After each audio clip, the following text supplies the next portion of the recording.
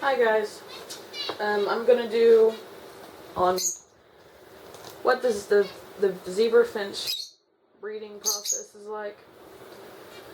Let's see, let me scoot my camera back, hold on.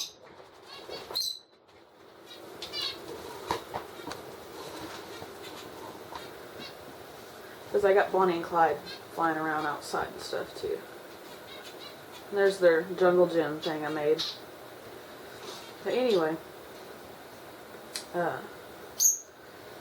okay. Now, when you get your male and female, you put them in there together, and the male, he'll start dancing and singing, and sometimes he watches, or he jumps up and down. Sometimes, I didn't ever see mine do that, but they say they do. But when he's singing, and he's happy, and you can tell he's happy, you know, and the female's happy, you know, he'll sing to her, and he'll bounce on the little perch to attract her, to attract the hen. The female, they call them a hen.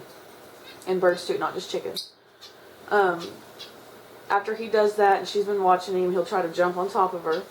And if she's willing to mate with him, then they will mate. It only takes a few seconds. And they will do it repeatedly. You know, of course, of 2 or 3 days, 4 days, doesn't matter, until they lay their eggs. Once, you know, you get yours and you don't really know how old they are, it's best to wait a couple of weeks maybe, because she might be really young, the female. They mature quickly, and they can start to mate to like 11 to 12 weeks.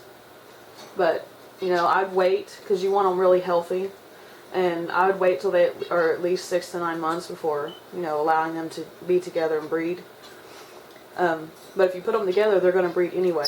So I would wait, you know, unless you're really sure of how old they are.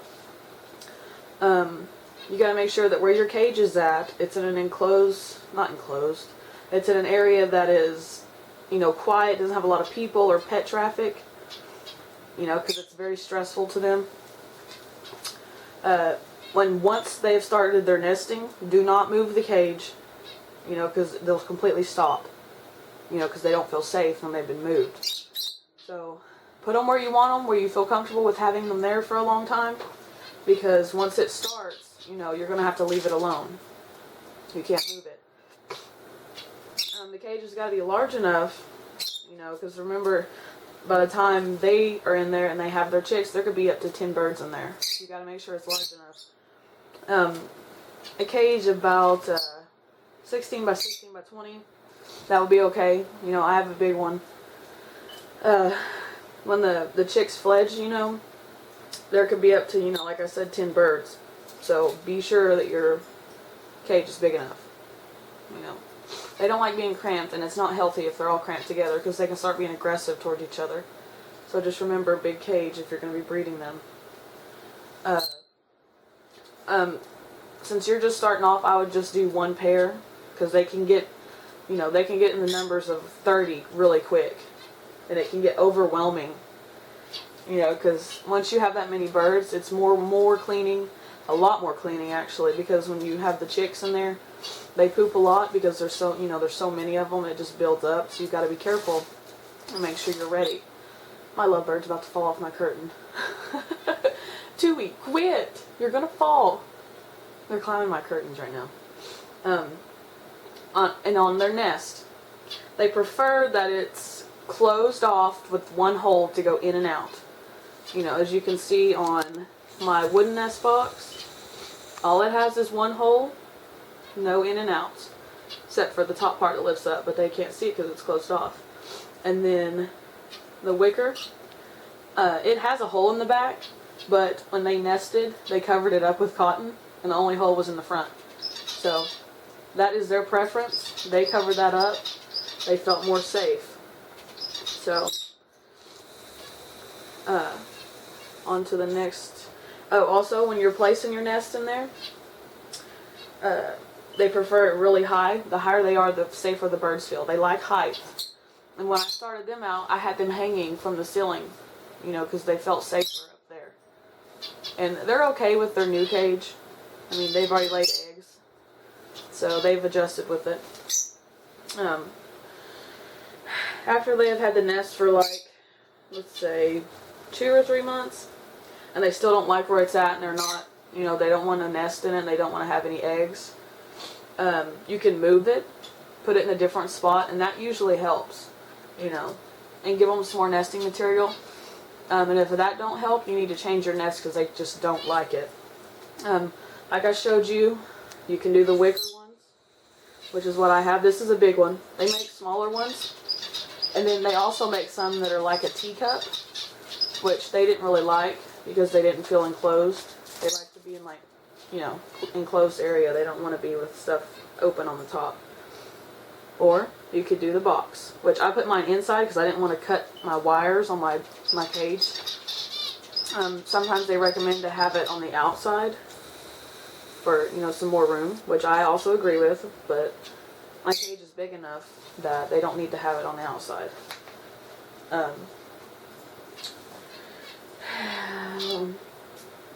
Oh yeah, nesting material. I was trying to think of where I was at and what I was going through. Dried grass, like from your yard. Dried grass works awesome. They love it. But you got to make sure that it hasn't been fertilized or treated and stuff like that because it can poison your birds. My grass hasn't been fertilized or nothing like that, but you never know. I always wash it with really hot water and then just dry it. I don't use soap or anything. I just dry it. I've given them dry grass before. But I started using alfalfa hay, and they love that stuff. They just, as soon as I put it in there, it all went in their nest, and they have a pretty cool nest going on. And I also have a paper shredder that cuts it up into little squares, and I shredded a bunch of paper, and they love that too. I put it in the bottom of their nest to start them off. Sorry, my allergies are acting up. I sound funny. I took the shredded paper and just lined the bottom of their nest, and believe me, they greatly appreciate it because that was a lot of work with that big box that I have in there. When you do get those little boxes of cotton from the pet store, those are fine. They're all safe. They've been pre-washed and they're all cut down to size. But if you make your own, he's looking at me. Stop! And he said, "Who are you talking to?"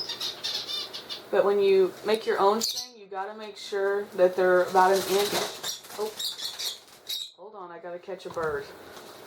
Chewy, come here. Ow. Come here, Chewy. Come on. Come here.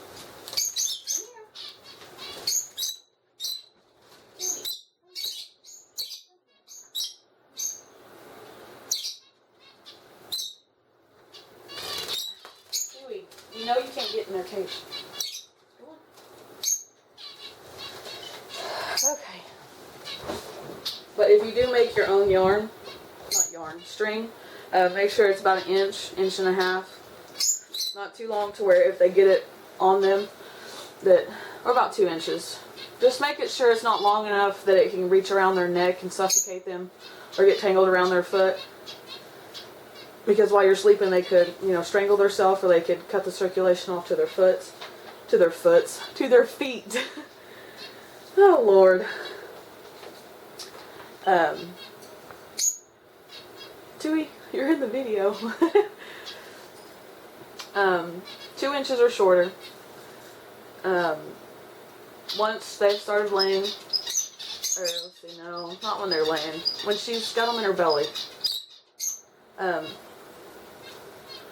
She'll need a lot of calcium because she can get real calcium deficient really easy because the shells take so much out of them that you need to have all of the precaution of keeping her calcium really high. The Cuddle Bones that I have in there, you can see it's kind of yellow. It's got a yellow holder. Crushed oyster shells, you can buy those, and you can buy mineralized grit too. I didn't really use grit, I just did the eggshells because it's a lot natural, and I don't really think they should be eating rocks. But I don't know, they would do it in the wild, I guess.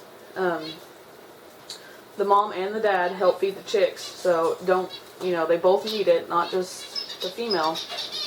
And it keeps your baby strong too. Because, the male has to help in that. And you want strong babies. So, they do need light. If you can put them by a window that's quiet, no traffic, they need sunlight. Lots and lots of sunlight. But make sure it's well ventilated. It doesn't get so hot in there that it can, kill the birds. Don't, cook them. if you can't do it by a window, you can do, like I have the lights up there, and then I have one over there, which it's off right now. You can do those, because when they're breeding, in the breeding season in the wild, there's 14 to 16 hours of sunlight a day. So that's what they're going to be expecting. And they breed all year round. They will breed if you let them. When everything is to how they want it, the male, he'll build the nest, and sometimes the female helps, but sometimes if she doesn't like where it's at, she'll destroy it. She'll take everything out of it, or keep him from, getting the material. So, my male finch is down at the bottom getting feathers. He's got a little feather in his mouth. I leave some of the feathers on the ground so when he comes out, he can get them. He loves them. I can take them and throw them up in the air, and he'll run out and grab them and go back in. When he's ready, for them to start building the nest together, he will pick up pieces of string or grass or alfalfa or whatever that you put in there for him, and he'll bounce around and he'll try to attract her attention and show it to her, to show her that he's going to build a nest for her eggs. So, it's pretty cool to watch. I mean, I sit in here, I have them in my computer room, and I have a lot of business on the computer, so I get to see them do it. It's really awesome if you could ever get a chance to watch them. When he weaves, it looks like weave to me, like he's weaving it, kind of like sewing or something. It looks really cool. And when they had their wicker one, they weaved like a little tunnel in there, so I couldn't actually see the eggs if I looked right in it. I had to move the little tunnel and then put it back. It was really cool. They're very, very good architects. And he, like I just told you right now, he will use feathers.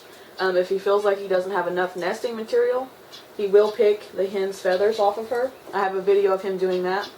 After I seen him doing that, I gave him more materials, and it has stopped. So we're good on that. She'll lay an egg. They say 1 egg a day, which seems right to me. I think. Some of them say every other day. They'll lay an egg every other day, but my hen laid an egg every day, like close together. And she can lay 3 to 8 eggs.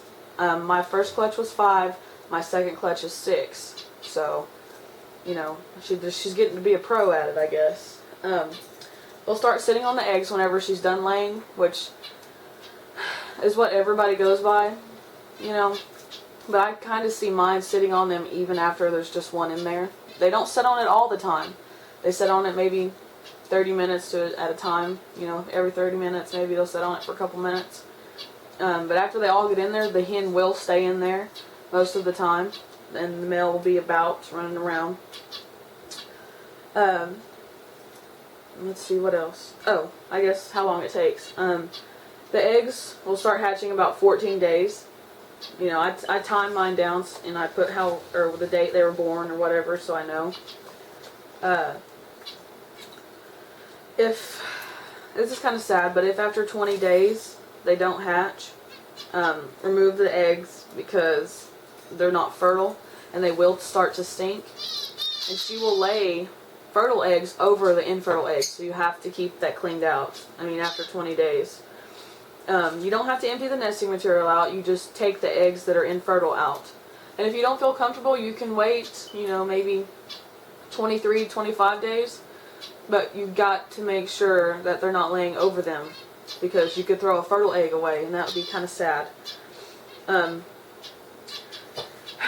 When you, after they've hatched, after the 14 days, I'm trying to think here, give me a minute. Okay. After you remove the chicks, I'm trying to think of where I'm at again. I start going off and looking at them. As soon as you split them up, the chicks from the parents after they've hatched, after they're weaned, they will start on their next clutch. Hold on a second. They will start on their next clutch. So you've got to make sure that they're weaned too. And you have to notice signs of, the male trying to keep them away from their new nest site, him plucking their feathers, trying to be mean to them. That's a sign that they're being weaned. Let's see. Oh yeah, let's see. Some people wondered why my chicks had black beaks. When they hatch, they have black beaks, black feet. Sometimes they have black toenails. You know, it depends on if it's a fawn or if it's a coal. They'll be darker, one will be lighter, you know. They don't have their trademark cheek patches. They don't have their breast bar. They're not born with that. That comes with maturity. So, when you two, you're eating my zebra finch's millet. You guys have your own, and you're going to tear theirs up. They change, the colors change, and they start getting their stuff, their breast bar and stuff like that. They'll start to get it about, you know, maybe 5 or 6 weeks of age. So, okay, so let's just go over the development of the chicks, since, you know, I didn't really touch on that. The incubation day, you know, how long it takes for them to hatch is 14 days. And sometimes it can be 15, 16, you know, or it can be, you know, 12, depending on if you actually pay attention to when they were laid or not. 21 days old, they fledge, which means they start to leave the nest and try to start to fly and stuff like that. At 4 weeks old, you should see them picking at the seed. They should be eating on their own. You know, the parent shouldn't be feeding them as often at 4 weeks. And you need to make sure you have enough food supply. Make a couple of bowls in there, or, you know, cups with different seed, because they can get aggressive. The male will, if he feels like they're ready. He can get aggressive with them. The 5-6 weeks of age, their colors start to develop, like I said earlier. Along with their beak changing colors, it'll kind of look like I don't know, it looks weird because it's black, and then you start seeing like these orange spots at the very top, and then it just goes from the top to the bottom. And it won't change all at once. It'll kind of look blackish and orangish, and kind of looks like they have dirty mouths or something. But at 5 and 6 weeks of age, they're perfectly fine to be moved into a different cage. Because if not, you know, they will start being hateful to them. And more than likely, they have started laying eggs or started breeding again. My finches started breeding again at 4 weeks, when their chicks were 4 weeks. So, don't feel bad, you know, and I kept mine close to where they could see their chicks. That way they, you know, the chicks wouldn't be so scared. They did act like they missed being over there. They sat at the other side and just stare at them. Excuse me. Like I said, they will start to pluck their feathers out when they're trying to get them to leave. So you got to pay attention to that, or you could come up with some hurt birds. And after that, I mean, they can live, some say, 4 to 8 years. It's not very long to me, because I just feel, you know, I love my birds. I wish they would live a lot longer than that. I don't know why they don't, but some people I've talked to have said they've lived like 10 to 12 years old. Which I hope mine, you know, because they get vet care and all this stuff. But hopefully I'll have them for a long time. I love all my babies. But that's the nesting process. I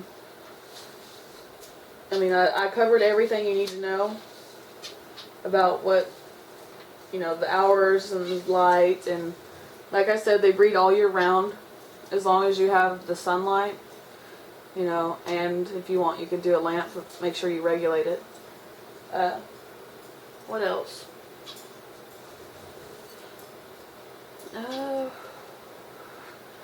Just make sure they're healthy.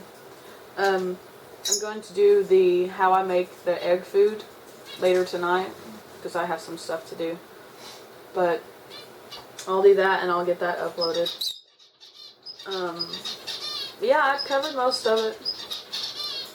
Actually, I covered all of it, and you should be ready. And you know, if you always feel like, you know, if you feel uncomfortable with going on what I say, you can always look up, you know, how to breed. More than likely, it's going to say the same exact thing I did, but just if you want, you know, some reassurance from someone else, which that's fine. Okay, that's it. Thanks for watching, and I hope you have wonderful babies and keep your birds healthy and clean. And good luck with breeding your finches. Thanks.